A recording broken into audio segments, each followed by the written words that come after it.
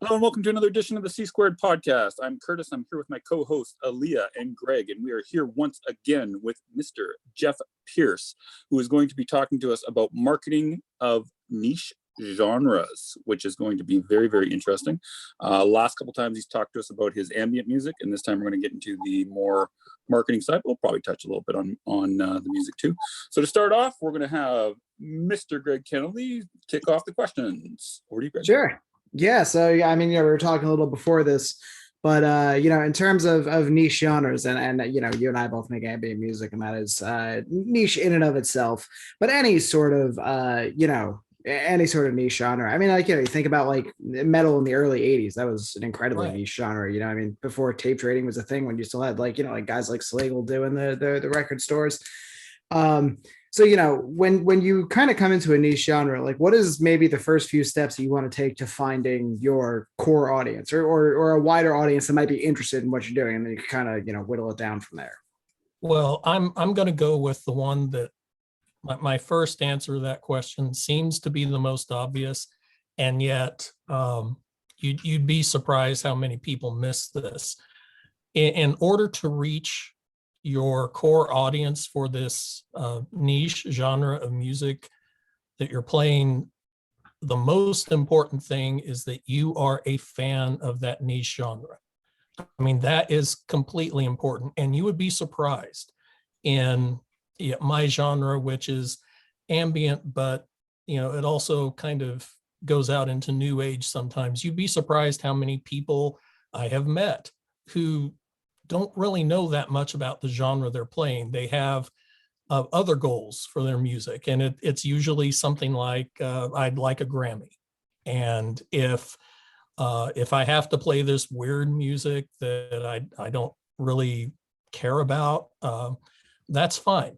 These people never have gotten a Grammy. They just think it's like, oh, new age. Well, gosh, that has to be an easy genre to win. And over the past years in the RIAA, NARIS voters, all of that, there have been an increase in submissions in the new age category. And I believe it's fully for that reason.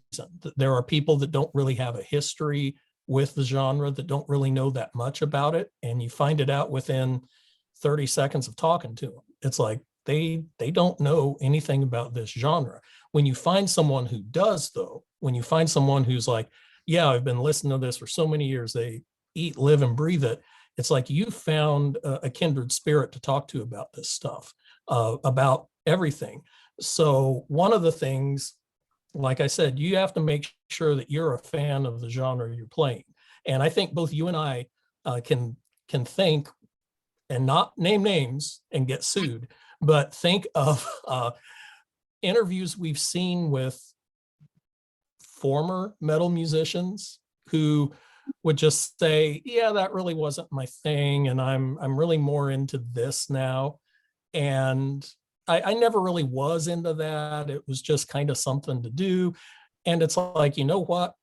That would explain a lot, because I've told this to people before, if you can live without making music, then please do that. And not in a derogatory way, because it's like you owe yourself your best life.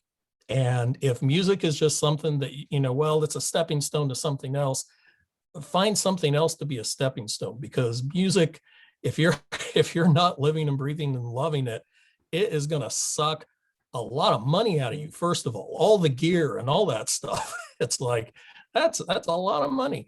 And it's going to suck away your time. And life is way too short to spend doing something you hate, trying to get something you want, And when it comes to music, especially, if you're in a micro niche, probably the second most important thing is that you are a member of that micro niche audience, not just someone that loves it, but someone that will go to the shows, someone that, if you're into metal, that you read Metal Sucks, or you read Blabbermouth like most people would read CNN. It's like, this is where I go for my music news, whatever site it is that carries that, you do that.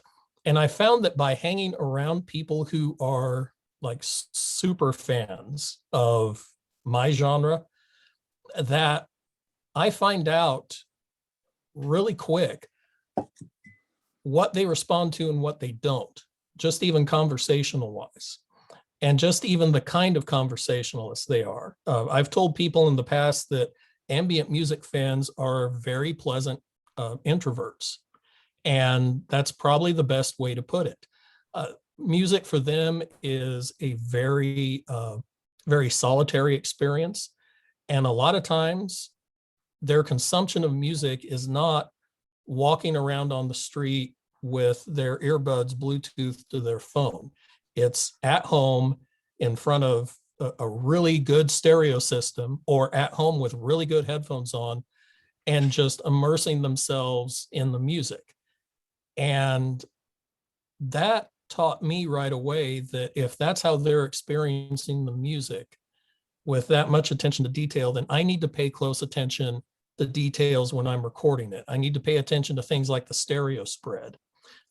Maybe put in a few little pieces of ear candy for people wearing the headphones in the form of ping pong delays, where you have delay moving from like the left ear to the right or back, things like that, because I know my audience will be in a way looking for that sort of thing, but I also know they're looking not to be distracted. So when I get into my groove of creating long form pieces, let's say, what I will do at that point is make sure that it is a, pretty bump free ride, no unpleasant dissonances or anything like that. It's usually pretty consonant. Now, with long delay lines and all of that, I can slowly build things up and tear them down to where I can gradually move from maybe one key signature to another. But for the most part, there's not going to be anything jarring to it. And I've noticed that people that really like to immerse themselves in ambient music, they don't necessarily want to go to sleep to it, but they want to have maybe their current situation, current experience just kind of altered a bit. And when you think about that, how would I approach my music to kind of alter the environment that someone's listening to it in? It's like that raises a lot of questions for me. What can I do to do that? What can I do to further that experience? So if you are a serious fan of your micro niche, eventually you're going to find other fans as well, whether it be in social media, whether it be just getting in touch with a DJ that plays the kind of music that you're into, because DJs in the age of Spotify radio stations and all that, DJs have kind of taken a back seat, and that's unfair because they are a literal wealth of information. If you get in touch with a local DJ that's spinning ambient music, I promise you they've heard from people locally that are into ambient music, and they can put you together, or they can help you set up a concert, or at the very least, if you're doing like, let's say, a live stream concert, they would be more than happy to push that information out to their Facebook followers or Twitter followers, or whatever social media like that. So I want a question first, Greg, before you get in there. Just one quick question, because you kept saying that you like talk to these people. Mm-hmm. How do you talk to your fans? Are you doing it through email, or are you doing it one-on-one? Like, how are you talking to them? Whatever communication's available. A lot of the talking that I do with the people that listen to my music, or at least until 2020, it was after concerts or before concerts. I see. And that was, that kind of goes back to what I was talking about. If, it's important that you're a fan, a borderline obsessive fan of your micro niche, because you'll go, in this case, to ambient music concerts. Even if I'm not the one that's playing, I'm going to go if it's there, and I'm going to get to meet a lot of other people. Now I tend to meet the most people when I go and play a concert, just because of the nature of arriving early and setting up my gear and then playing the show and then tearing down. And usually I try to tag on a radio interview or a live radio concert on my trip out to play the concerts. So, but yeah, just meeting other people in real time is becoming a lost art. But there are other ways. Certainly, I communicate with a lot of people via email, a lot of people on social media, or at least until like 2 days ago when Facebook disappeared for a few hours. And then that shows you really the importance of having a solid email list, because any social media site can go down. It can absolutely go down. It can do what MySpace did in the day and just sort of like fade out and disappear. Yep. So it's important to have that list that is your own. Fair. Now I have a question about something Sure. earlier. Sure. You mentioned, well, you've talked for a little while now about how you should be an obsessive fan of the music that you make. Mhm. And I'm not personally in this situation, but I know some people Right. who are, where they really love a certain genre of music. They want to make that kind of genre of music, but what ends up coming out of them isn't that genre of music. Yeah. And so for whatever reason, what they make, it's not because they're trying to be commercial or anything, but it's just, Oh yeah.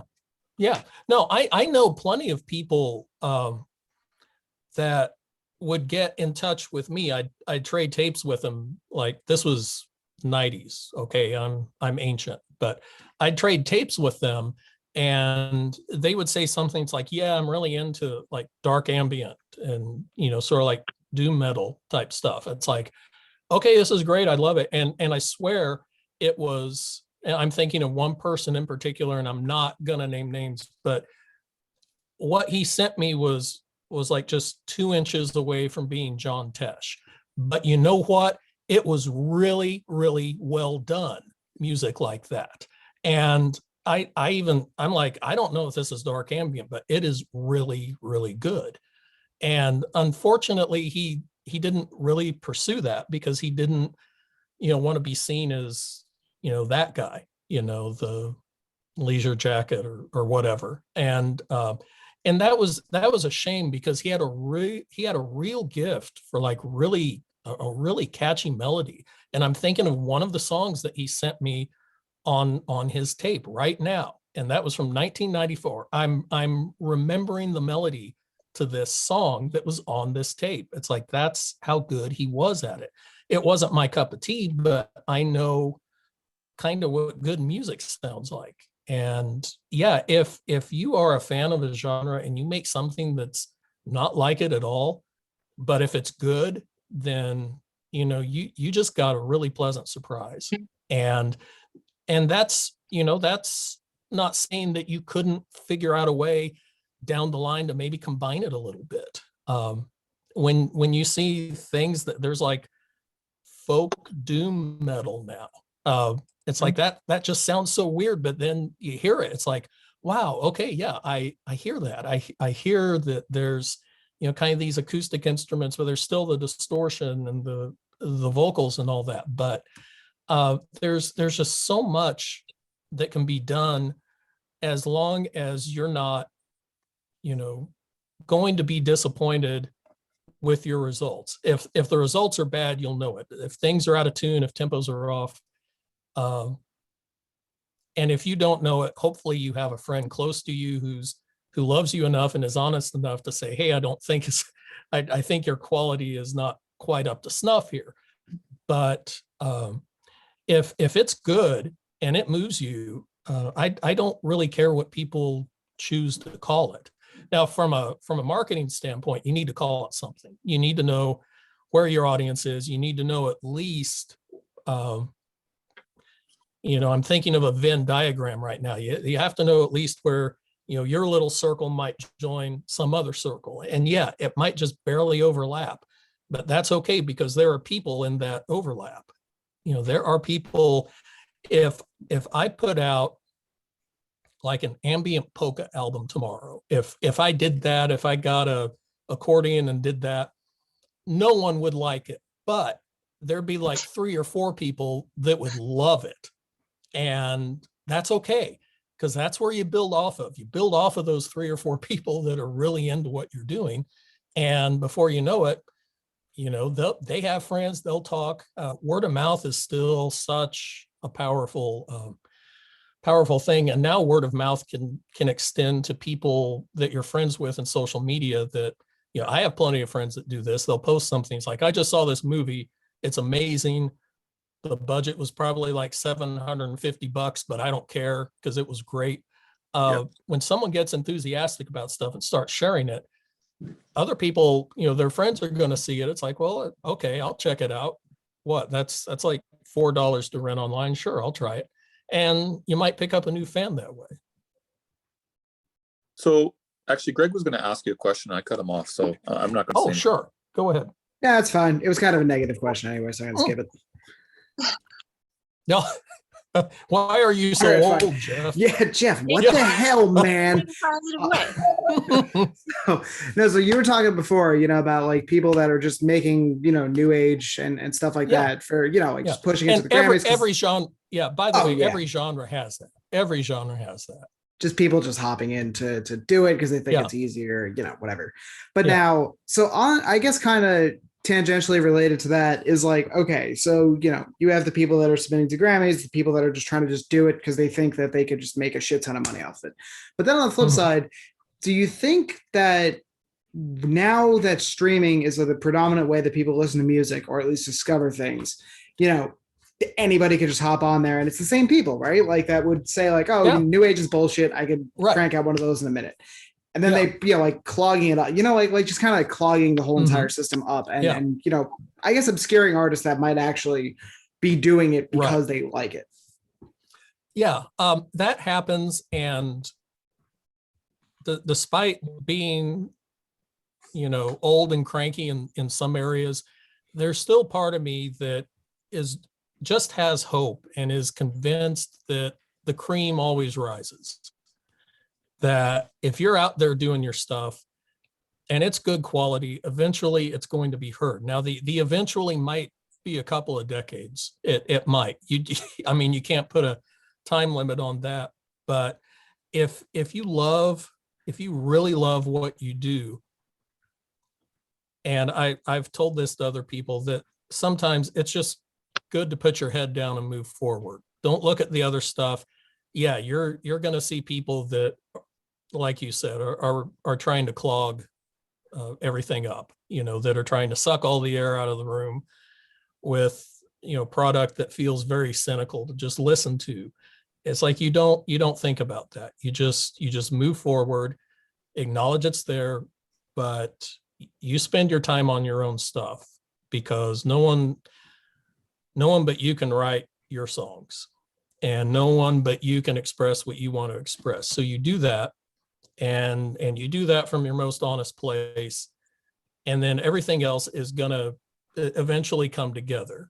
The marketing will become clearer, and it'll become easier because you're going to have a collection of songs that you're proud of, and even if you're, not proud of them, you're going to be able to tell yourself, there's no way I could have done this better at this point in my life. Maybe 10 years, I'm going to look back on this and just go, oh, what was I thinking? But for now, this is the absolute best I can do. And I'm proud of it. And when I know how to do something better, I'm going to do it better. That's a really good way to put that. Yeah. Oh, I'll wait for Greg then. No, I'm just going to keep interrupting you the entire podcast. Go on. I'll interrupt you again. Okay, well, I'll interrupt you and you interrupt me next time. So that'll be great. Who do I get to interrupt? Yeah. I want to interrupt one person. Aaliyah, you want to interrupt now? No? You can interrupt me, Aaliyah. Go ahead, interrupt me. Okay. 7 years ago, our Well, fathers. I had to say that. There we go. Great. Good job. Nailed it. All right, moving on.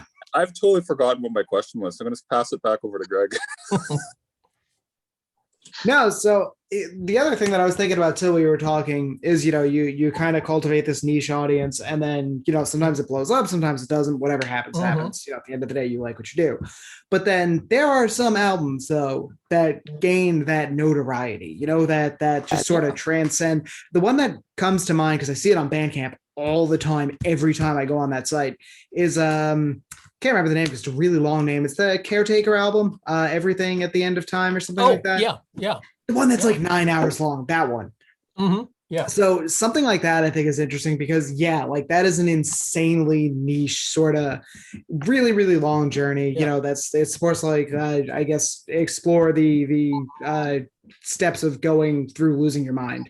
And it starts off with these sort of musical things and then just devolves into like these 30-minute just dirges of just insanity. And they don't apologize for it. That's the thing. That's the thing. You put out an album like that, you can't put that out and be hesitant about it. You have to proudly exclude people at that point. You have to say, if you're into 7-minute speed metal songs, this is not for you. You're going to hate this. If you're into anything that you have to be ready to do that. And you'd be surprised that when you do that, people start to get a little more intrigued, because everyone is saying, this is the best thing I've ever done. You're going to love it. You listen to this. But if you take the opposite approach, it's like, look, not a lot of people are going to like this. If you're into this, you're not going to like this. If you want everything wrapped up in 45 minutes, you're going to hate this. This is an epic journey. It's not, it's not like the first chapter of a book. This is the whole novel. If you do that, there are people who are going to be intrigued and check it out.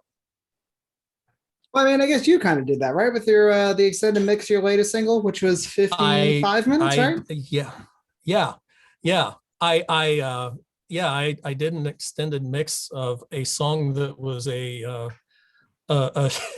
short and snappy 27 minutes long, and then I made it into 55 minutes. So I did that. And that was more at the suggestion of a listener who had said, have you thought of taking, like one of your long songs and making a long mix of it?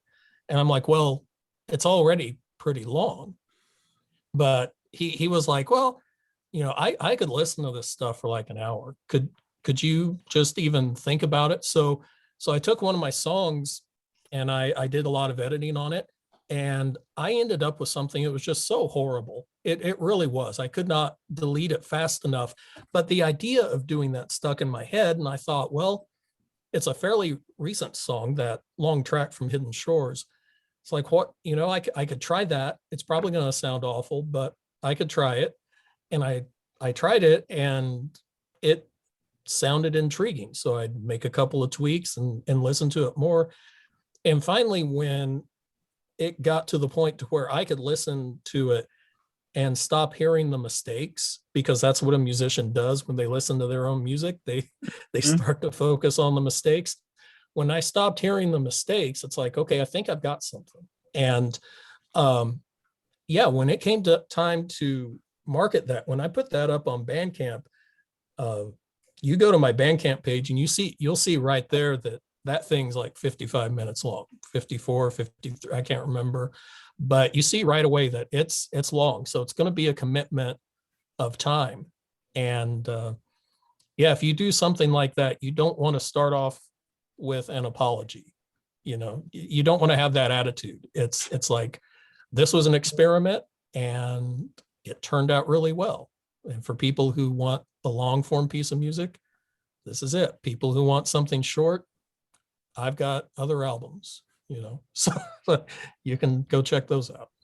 I guess the other thing too, with something, that I guess let's use the word extreme, because I mean, it's not one song, but to do something that extreme, I feel like it would be worse if you did try to sort of find this middle ground of like, oh, well, it's accessible, but also it's what I want. It's like, all right, well, now nobody's happy, and it's gonna sound like you kind of, well, and then you have a lot of people that say it was okay. It was okay. Which is the worst review. You have people that's well, I've had some worse than that in the past 28 years. I've had some horrible reviews. But if someone says it's okay, that's kind of code for it didn't really move me. And that's just like, oh, I did not accomplish what I set out to accomplish. If I had any accomplishment in mind, and I usually don't, but at the very least, I hope that I am putting something emotional out there that is going to resonate with people. And yeah, when you get one of those really lukewarm reviews, it's like, okay, it just did not click with that person. And then when you get a bunch of them, it's like, okay, I need to check this out. And yeah, if you're doing it from the space of I can make this accessible to a lot of people, then yeah, that's going to sting. But again, at the end of the day, if you've done something that you're like, this is it, I've put it all, I've left it all on the field, and people aren't resonating with it, that's okay. What you've done is just not for them, but it will be for somebody. It will be. I've told this to many people. Any album you put out, it's going to become someone's favorite album. It might become a lot of someone's favorite album. It might become one person's favorite album. And likewise, someone's going to hate it. Someone's going to absolutely hate this album that you put out. That's just the way it is. I've had people over the years write me telling me about a song of mine that was just, this is the best thing you've ever done. I love it. I love it. And I'm not really hearing it. Again, it was the best I could do at the time. And I put my heart into it, but I am clearly not as moved by it as this person was listening to it. So I'm just always surprised when someone has a favorite song of mine when they tell me what it is, because it's probably not the one that I would pick. Interesting. So we've got to wrap up in about 2 minutes, guys. Okay. So I'm giving the 2-minute warning, so I'm going to let Greg ask a question. Sure. Oof. I don't know if we can. I don't know if I have one that's going to be wrapped up in 2 minutes. Yikes! You guys got anything? Well, I can just tell you, as far as marketing to a niche, I'll just summarize. Don't be afraid to exclude people. Don't be afraid to go after a small audience. And yeah, it's right there in niche. That sounds like that should be, self-understood, but there are still some people that think you need to sell 500,000 copies of a solo piano album. It's like, no, that audience is just not that big, but they're enthusiastic, and a small audience with enthusiasm can support you just as well, if not better, than a large audience that's just kind of lukewarm to it. Before we end off, Jeff, can you define what you would say a small audience that can support you is? Like rough size, are you talking? I've heard people say that if you could get an audience of, let's say, 1,000 people that are willing to spend $100 on you a year, that's $100,000 in income. Okay. Yeah. I think you can even go smaller than that. I think you can go 500 people that would be willing to spend that much. Likewise, and in this respect, you can't fully discount streaming. And there are some really impassioned voices on all sides of the streaming issue. I'm old school. I like physical media, but I can't deny that streaming exists and that there are people that are using it to help build their audiences. So you also can't discount the fact that some people are just going to use your music as musical wallpaper and have it playing like when they're doing dishes or whatever. That's okay. Don't be insulted by it. Don't. But I mean, that's still listeners. I mean, yeah. not to treat it like a commodity, but I mean, like, Yeah. Hey man, stream's a stream. So Yeah. you know. Exactly. My cat's tearing up something behind me. I'm not sure what she's doing. If you see hair start flying off my head, it's like, Right. okay, yeah, I'm being attacked. Nice. So I think we got to wrap up. Aaliyah, do you have a final question for Jeff before we wrap up? No, I'm good. That was a wealth of information, really good for everyone to listen to. So thank Cool, you. thank you. So to wrap up, Aaliyah's got her outro that she does. I do. And what I have to say is, everyone, until next time, make like a bull and throw those horns up.